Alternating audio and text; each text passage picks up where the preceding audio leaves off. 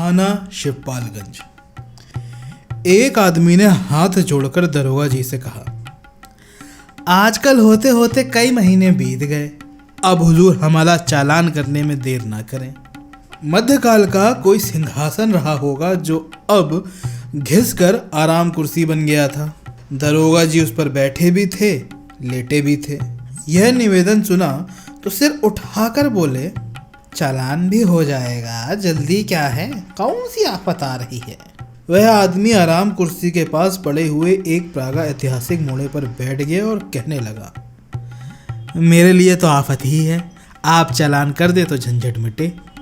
दरोगा जी भुनभुनाते हुए किसी को गाली देने लगे। थोड़ी देर में इसका यह मतलब निकला कि काम के मारे नाक में दम है। इतना काम है कि अपराधों की जांच नहीं हो पाती, मुकदमे का चालान नहीं हो पाता, अदालतों में गवाही नहीं हो पाती। इतना काम है कि सारा काम ठप पड़ा है। मोड़ा आराम कुर्सी के पास खिसक आया। उसने कहा, हुजूर, दुश्मनों ने कहना शुरू कर दिया है कि शिवपालगंज में दिन दहाड़े जुआ होता है। कप्तान के पास गुमनाम शिकायत गई है। वैसे भी समझौता तो साल में एक बार चालान करने का है ना। इस साल का चालान होने में देर हो रही है। इस वक्त हो जाए तो लोगों की शिकायत भी खत्म हो जाएगी। आराम कुर्सी ही नहीं, सभी कुछ मध्यकालीन था। तख्त, उसके ऊपर पड़ा हुआ दरी का चिथड़ा, कलमदान, सूखी हुई स्याही की दावतें, मुड़े हुए कोने वाले मटमैले रजिस्टर, सभी कुछ कई शताब्दी पुराने दिख रहे थे।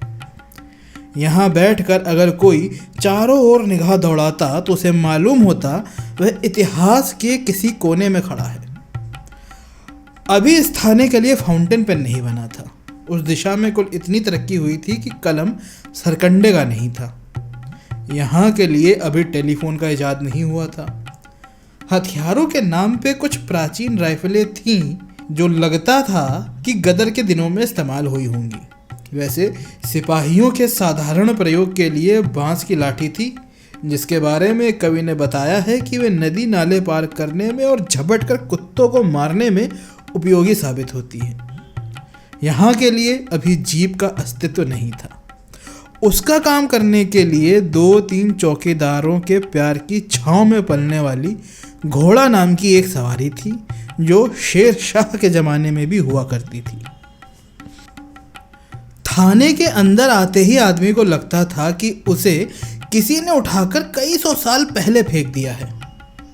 अगर उसने अमरीकी जासूसी उपन्यास पढ़े हों तो वह बिलबिलाकर देखना चाहता कि उंगलियों का निशान देखने वाले शीशे, कैमरे, वायरलेस लगी हुई गाड़ियाँ, ये सब कहाँ हैं।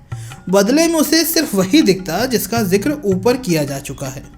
साथ ही एक नंग धड़ंग लंगोटबंद आदमी दिखता जो सामने इमली के पेड़ के नीचे भांग घोट रहा होता। बाद में पता चलता कि वह अकेला आदमी 20 गांवों की सुरक्षा के लिए तैनात है और जिस हालत में जहां है वहां से उसी हालत में 20 गांव में अपराध रोक सकता है। अपराध हो गया तो उसका पता लगा सकता है और अपराध ना हुआ हो तो उसे करा सकता है। कैमरा, शीशा, कुत्ते, वायरलेस उसके लिए वर्जित हैं। इस तरह थाने का वातावरण बड़ा ही रमणीक और बीते दिनों के गौरव के अनुकूल था। जिन रोमांटिक कवियों को बीते दिनों की याद सताती है, उन्हें कुछ दिन रोके रखने के लिए यह थाना आदर्श स्थान था। जनता को दरोगा जी और थाने के 10-12 सिपाहियों से बड़ी आशाएं थी। 250-300 गांवों के उस थाने में अगर 8 मील दूर किसी गांव में नकब लगे तो विश्वास किया जाता था कि इनमें से कोई ना कोई उसे देख जरूर लेगा। 12 मील दूर पर अगर रात के वक्त डाका पड़े तो इनसे उम्मीद थी कि ये वहां डाकुओं से पहले पहुंच जाएंगे। इसी विश्वास पर किसी भी गांव में इक्का दुक्का बंदूकों को छोड़कर हथियार नहीं दिए गए थे। हथियार देने से डर था कि गांव में रहने वाले असभ्य और बर्बर आदमी बंदूकों का इस्तेमाल सीख जाएंगे, जिससे वह एक दूसरे की हत्या करने लगेंगे, खून की नदियां बहने लगेंगी। और जहां तक डाकुओं से उनकी सुरक्षा का सवाल था, वह दरोगा जी और उनके 10-12 आदमियों की जादूगरी पर छोड़ दिया गया था। उनकी जादूगरी का सबसे बड़ा प्रदर्शन खून के मामले में होने की आशा की जाती थी, क्योंकि ऐसा समझा जाता था कि इन 300 गांवों में रहने वालों के मन में किसके लिए घृणा है, किससे दुश्मनी है, किसको कच्चा चबा जाने का उत्साह है, इसका वे पूरा पूरा ब्यौरा रखेंगे और पहले से ही कोई ऐसी तरकीब करेंगे कि कोई किसी को मार न सके।